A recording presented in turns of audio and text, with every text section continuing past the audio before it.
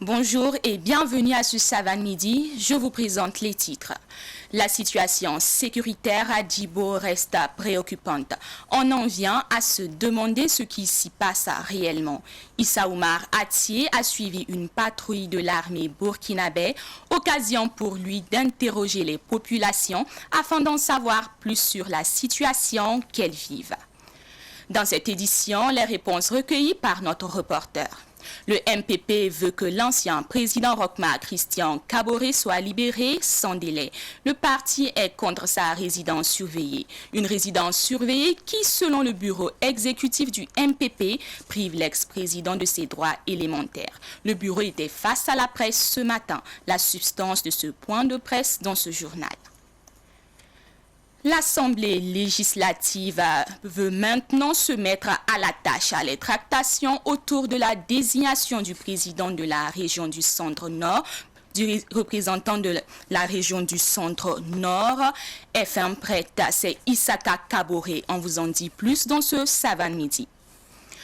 Une fois de plus, bonjour et merci de nous suivre. Dans le Loroum région du Nord, on apprend que nos FDS ont réussi à neutraliser hier plusieurs terroristes. Ces forces de défense et de sécurité accompagnées de volontaires pour la défense de la patrie ont pris ces terroristes dans leur propre piège. Ces derniers étaient sur le point de tendre une embuscade à un convoi de FDS. Les FDS alertés ont fort heureusement réussi à les surprendre et à les mettre hors d'état de nuire. Allons à Djibo où le chef-lieu de la province du Soum dans le Sahel a subi la pression des groupes terroristes. Depuis quelques semaines, les spéculations vont bon train. Mais quelle est la situation réelle à Djibo? Notre reporter Issa Oumar Atié a fait le constat avec l'appui des forces d'état-major de l'armée. Djibo, une ville où tout va mal. Reportage de Issa Oumar Atié. Nous on est là, on travaille. Si on n'entend pas seulement, Ton be kan nan tume. La sam wum pium bala. Et zeta me kulit za son.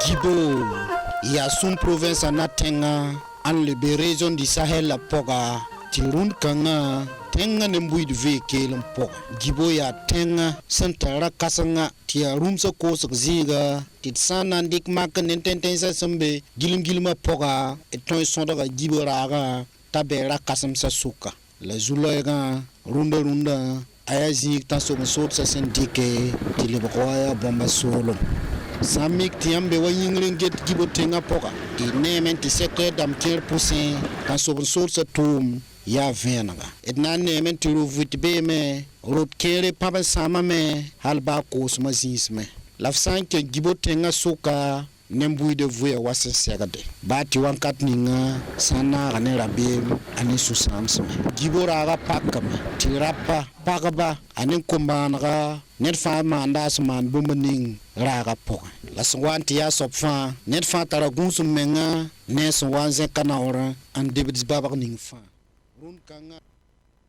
Toutes nos excuses, nous vous reviendrons plus tard avec cet élément en langue française. En politique, le bureau exécutif national du MPP demande la libération sans condition de l'ancien président Roch-Marc Christian Kaboré. Il était face à la presse ce matin à Ouagadougou. L'objectif de cette conférence de presse est de dénoncer les conditions de résidence surveillée de l'ancien président Roch-Marc Christian Kaboré. Abdoulaye Kinda était présent à cette conférence de presse. Suivez son reportage. Après une minute de silence, observé en la mémoire des victimes des actes terroristes et du coup d'État du 24 janvier dernier, les premiers responsables de l'ex-parti au pouvoir MPP ne sont pas passés par 4 chemins pour demander la libération de Roch Kaboré. Selon les membres du MPP, Roch-Marc Christian Kaboré n'est pas détenu dans de bonnes conditions. Il a été déplacé d'un point A à un point B, d'un point B à un point C, et probablement d'un point C à un point D.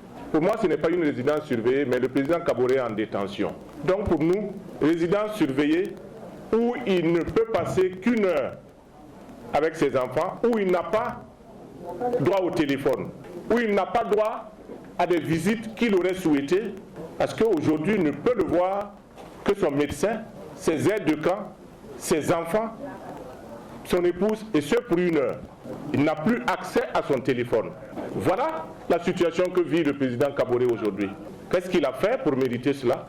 Le président Roch Christian Kaboré n'étant pas privé de liberté du fait de la justice, le MPP exige par conséquent son élargissement immédiat et sans condition. Le MPP invite la population burkinabé à se joindre à lui pour exiger la libération de l'ex-président Roch Kaboré. Le MPP invite pour ce faire tous les démocrates et patriotes épris de paix et de justice à se joindre à lui pour exiger la libération du président Kaboré.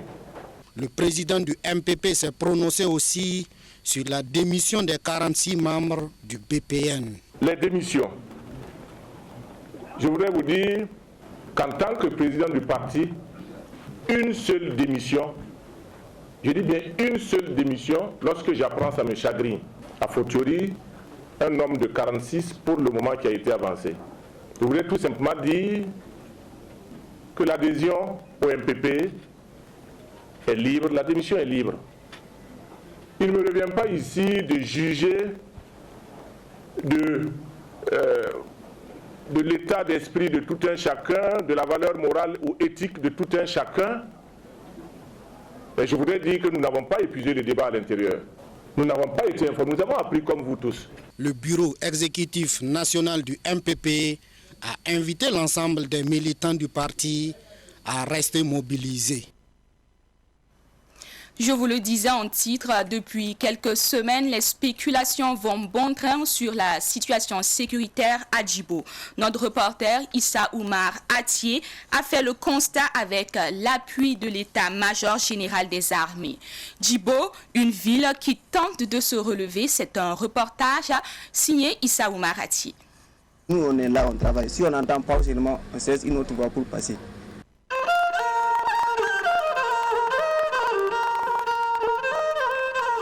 Djibo, ville symbole et chef-lieu de la province du Soum, région du Sahel, ville au martyr.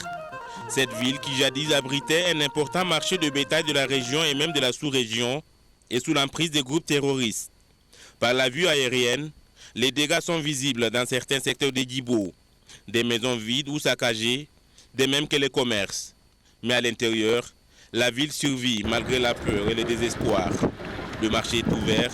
Les hommes, les femmes et les enfants vaquent à leurs occupations. Mais ils sont vigilants et même méfiants dans leurs déplacements. Les terroristes ont aujourd'hui laissé leur marque, une peur intense. Les hommes armés, ils rentrent ici. Nous, on ne peut rien dire de cela. On les voit, ils rentrent, ils font ce qu'ils veulent. Ils repartent. On ne peut pas dire que l'armée ne sort pas, on ne peut pas dire que l'armée sort. Parce qu'il n'y a pas une seule voie pour qu'ils partent là où ils se trouvent. Ils peuvent continuer à passer par là où ils veulent.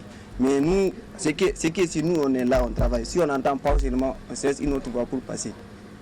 Voilà. On ne peut pas dire qu'ils ne travaillent pas. On ne peut pas dire qu'ils travaillent aussi. Donc c'est votre quotidien, chaque jour c'est comme ça? Notre quotidien ici, chaque 16 heures. Même aujourd'hui à 16 heures, nous on va fermer. D'habitude, c'est le coupure qui nous fait fermer. Mais maintenant, c'est la situation. Okay. Maintenant, c'est les tirs qui nous fait rentrer. Donc ils viennent tout le temps à partir de 16 heures ici? Ici, en tout cas, ils viennent entre 15 heures et 16 heures. Disons plus, en tout cas tous les îles viennent à 16 heures, parce que le marché, même aujourd'hui, le marché va se fermer à 16 heures.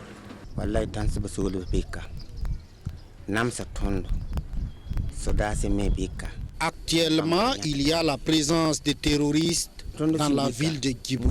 Ils nous font souffrir, mais il y a aussi la présence des soldats. Ce qu'il faut noter aussi est que dans la zone, les gens ont faim. Le sac de maïs coûte ici 40 000 francs. Nous prions que le trafic reprenne sur l'axe Djibo-Ouaga. Sinon, les gens vont mourir de faim. Nous n'avons plus rien. Les bœufs sont tous morts.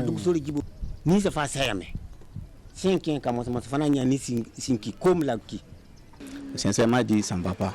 Parce que, bon, surtout dans un mois d'après, là, Sincèrement, depuis père de famille, tu viens, tu t'es assis toute la journée. Il n'y a rien à manger, il n'y a rien du bon. Même aller au Borgendé ou en Azumbu ou quelque part là, sincèrement, tout est bloqué. Bon, même maintenant, nourriture là aussi, ça ne va pas. Pour avoir ça aussi, ça ne va pas maintenant. Parce qu'il n'y a pas de voie pour qu'on aille pour arriver à nourriture aussi.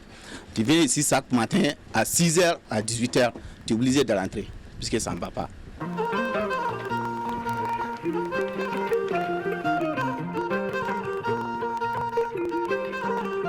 La ville de Djibo est sous le contrôle total de l'armée burkinabé. Une stratégie est mise en place pour parer à toute éventualité. Ici encore, la Grande Muette respecte son surnom. Aucune déclaration devant nos caméras.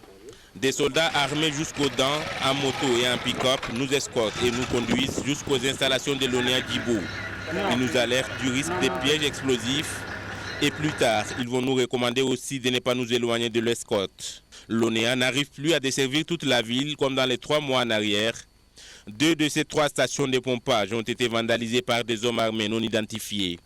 Nous nous rencontrons un agent de l'ONEA, le responsable étant à Ouagadougou depuis plus d'1 mois.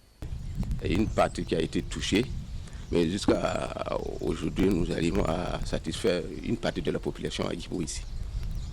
Et une partie, en fait, je peux dire les quartiers comme le secteur 4, le secteur 5, une partie du secteur 3, le secteur 2. En tout cas, j'espère qu'aujourd'hui, j'arrive à avoir un peu d'eau. Même si c'est pas... Oui. Ici, c'était 3 stations de pompage. C'est les 2 stations de pompage qui ont été touchées. Donc la première station de pompage continue de fonctionner. L'eau constitue une priorité pour les habitants de Djibo après la sécurité.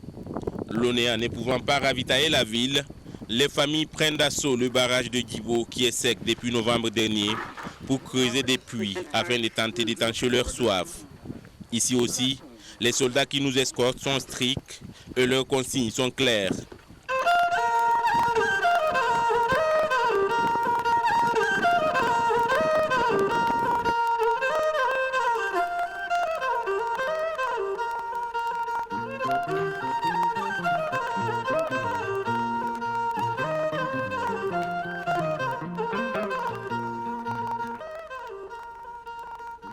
À ce jour, aucun réseau téléphonique n'est disponible dans la ville de Djibo. La compagnie Orange a quitté la ville depuis plus d'1 mois. Move et Télécel ne sont que l'ombre d'elle-même. Nous nous rendons au siège de Move à Djibo. Sur place, les bureaux sont fermés depuis 3 ans. Les installations sont sous contrôle d'un vigile. Le premier responsable qui est censé s'installer à Djibo se trouve actuellement à Waïgouya. Il coordonne par téléphone. Un véritable calvaire pour les Djibolais. Le réseau RTL est parti depuis le 15 janvier, un samedi. Voilà, le réseau tellement aussi vient souvent. Le réseau Télécel aussi, bon, ça aussi ça fonctionnait, mais maintenant ça ne fonctionne plus. On pouvait appeler nos parents qui étaient ailleurs, eux aussi ils ont peur. Quand ils appellent, il n'y a pas de réseau, il n'y a rien. Eux aussi ils ont peur. Nous aussi on a peur parce qu'ils sont là-bas, là, et mais ils s'inquiètent de nous. Puisque nous on s'inquiète d'eux. Parce que tu appelles tes parents, il y a ton père, ta mère, tous ils sont là. Tu les appelles, ça ne passe pas. Ça même c'est pas bon. Même si c'est le réseau Télécel on gagne. Même si le réseau RTL ne vient plus là. Nous on veille sur le réseau pour pouvoir résoudre nos parents seulement. 10 jours comme ça, 40 jours comme ça, il y a le réseau RTL là qu'il n'y avait même pas. Donc de temps en temps aussi, le réseau Telmov là aussi, ça a coupé, ça fait longtemps. Ça vient et puis ça n'a même pas passé 1 semaine comme ça. Même actuellement, ça fait 3 jours. Il n'y avait même pas le réseau Telmov. Bon, Télécel aussi, hier nous vers le 21 ou 22 heures comme ça, Télécel aussi occupé. Donc nous on est là, on n'a rien à faire maintenant.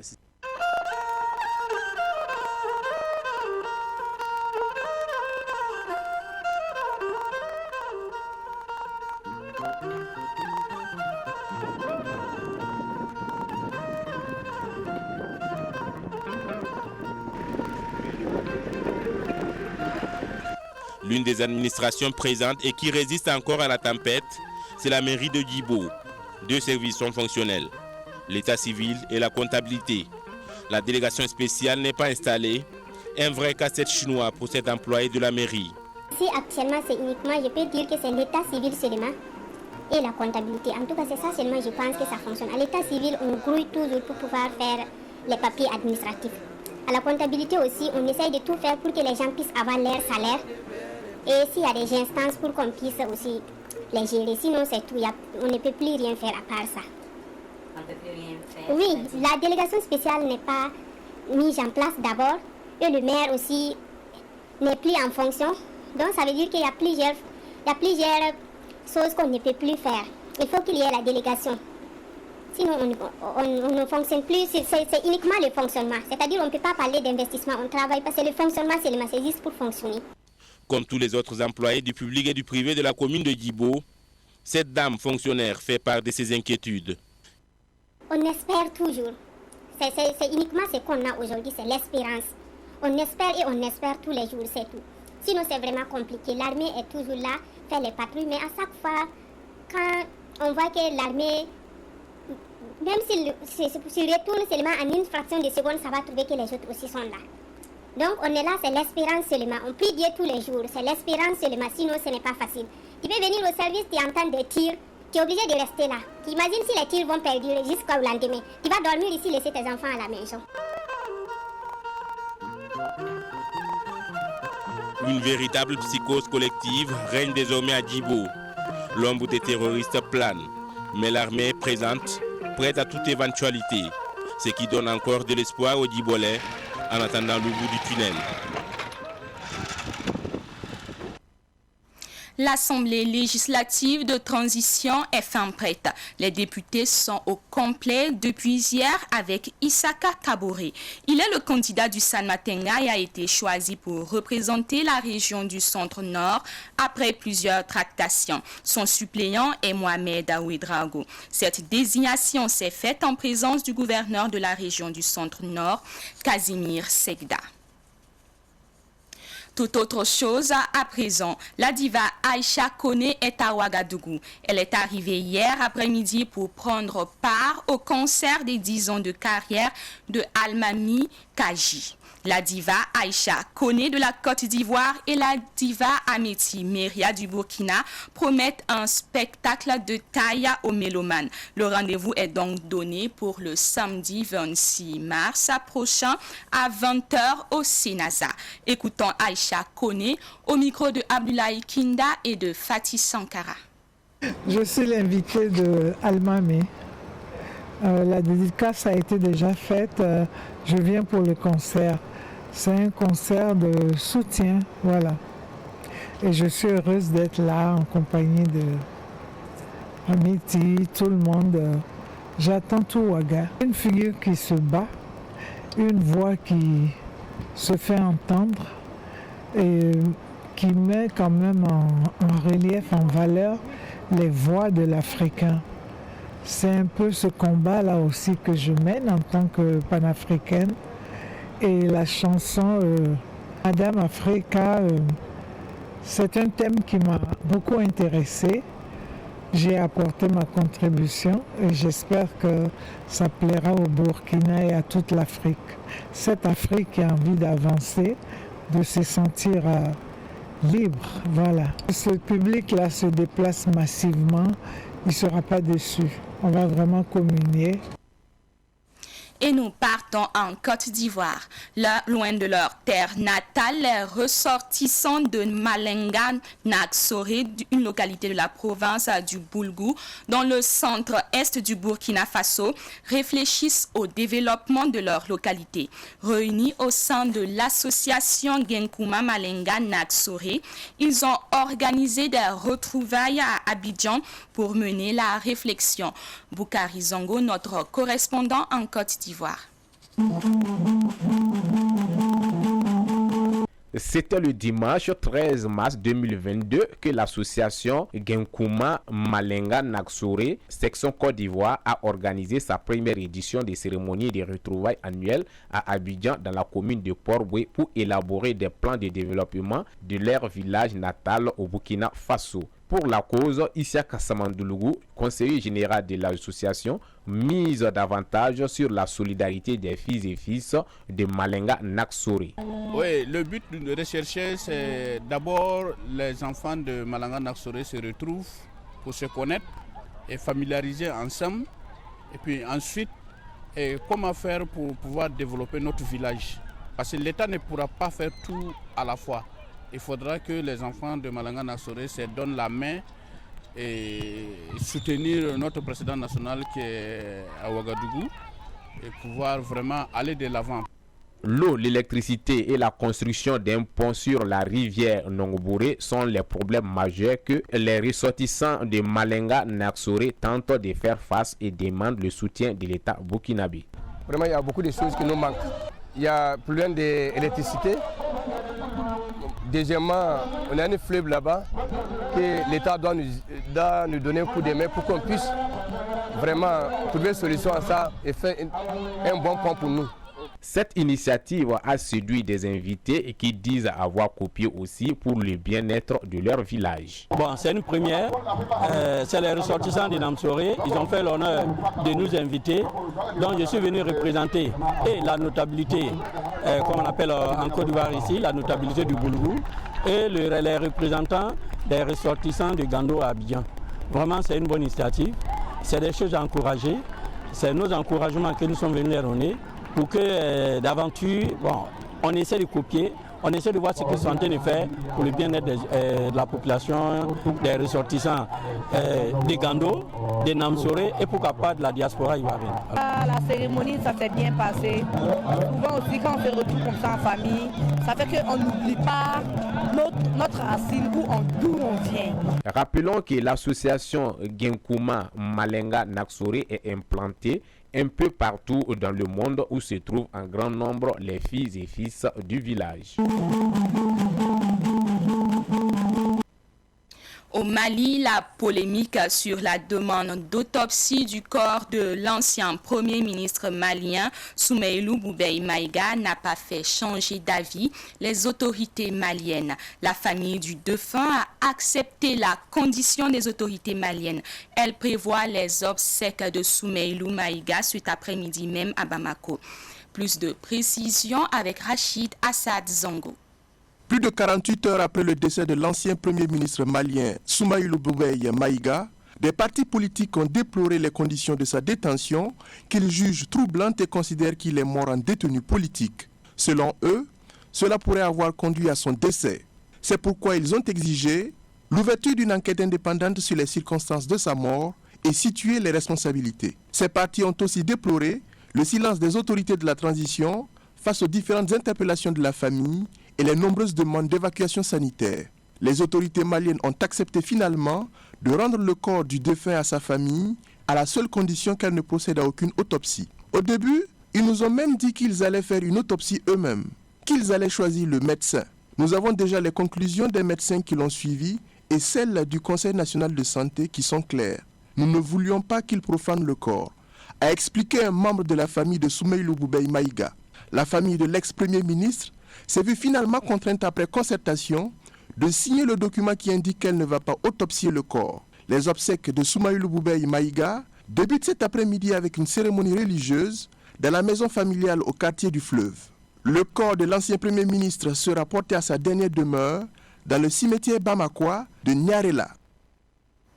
Et toujours au Mali et en bref, précisons que Abdoulaye Diop, le ministre des Affaires étrangères du Mali, a été désigné pour représenter le Mali au sommet extraordinaire de la CEDEAO prévu se tenir demain à Accra au Ghana. Hors du continent, 3 sommets G7 OTAN et Union européenne réunissent les dirigeants européens à Bruxelles, la capitale belge. En toile de fond, l'invasion de l'Ukraine par la Russie. Quelles sont les différentes positions et quelles mesures pourraient découler de ces sommets? Rachid Assad Zongo nous propose un commentaire à ce sujet. Suivez. Les dirigeants de l'OTAN, du G7 et de l'Union européenne ont laissé tomber les visioconférences pour discuter ce jour à Bruxelles, en Belgique, avec pour principal sujet l'invasion de l'Ukraine par la Russie depuis un mois aujourd'hui. Les membres de l'Alliance Atlantique vont consacrer l'essentiel de leurs travaux aux conséquences de la guerre menée par Moscou. Les alliés vont discuter de la coordination de leur soutien économique, humanitaire et en termes d'équipement militaire au gouvernement de Volodymyr Zelensky, en restant hors d'une guerre ouverte contre la Russie. Les Américains comptent allonger la liste des oligarques et des personnalités politiques russes visées par leurs sanctions. Les États-Unis vont également renforcer dans la durée le positionnement de l'OTAN dans les pays d'Europe de l'Est. La Suède et l'Allemagne ont annoncé pour leur part la livraison à l'Ukraine de 5 000 et 2 000 nouvelles armes anti-chars respectivement. Les Européens et leurs alliés doivent par ailleurs discuter de la position de la Chine dans le conflit, alors que Pékin assure ne pas fournir de matériel en soutien à l'invasion menée par Moscou. Les Occidentaux font aussi pression pour que le gouvernement indien condamne l'agression russe. L'Inde et la Chine s'étaient abstenues lors du vote de l'Assemblée générale des Nations unies sur un texte exigeant que la Russie retire immédiatement ses forces militaires du territoire ukrainien. L'Assemblée générale de l'ONU, regroupant 193 États, devrait adopter ce jeudi une nouvelle résolution qui va exiger de la Russie un arrêt immédiat de la guerre en Ukraine. En attendant, les ambassades des pays impliqués dans la crise continuent de se vider. La Russie a décidé hier mercredi d'expulser des diplomates américains en représailles à l'expulsion par Washington de 12 membres de la mission russe auprès de l'ONU. Sur la question très sensible des ventes d'hydrocarbures, principale source de revenus de la Russie, la coordination entre occidentaux semble ainsi avoir trouvé ses limites. Si les Américains ont décrété un embargo sur le pétrole russe, les Européens ne semblent pas pour l'heure en mesure de se sevrer des hydrocarbures russes et surtout du gaz. Ces trois sommets pourront-ils maintenir et même resserrer l'étau sur la Russie? Wait and see. Avant de nous dire au revoir, parlons du match amical que jouera le Burkina Faso contre le Kosovo. Le sélectionneur burkinabé Oscar Barro sera avec ses poulains ce soir pour leur premier match amical. Le match se jouera au stade Fadil Vokri de Pristina. Et pour ce match, 6 joueurs seront absents. Il s'agit de Bertrand Traoré, Blati Touré, Issoufou Dayo, Oula Abbas Traoré, Stéphane Aziz Ki et Nouridine Balora. Lors de la conférence de presse d'avant-match, le capitaine Adama Guira a indiqué que l'état d'esprit est positif avec ses coéquipiers. Ainsi prend fin votre édition du midi. Ce fut un plaisir pour moi de vous le présenter. Vous serez en compagnie de Mireille Ouedraogo à 18h45. Quant à moi, je vous donne rendez-vous demain à la même heure. Au revoir.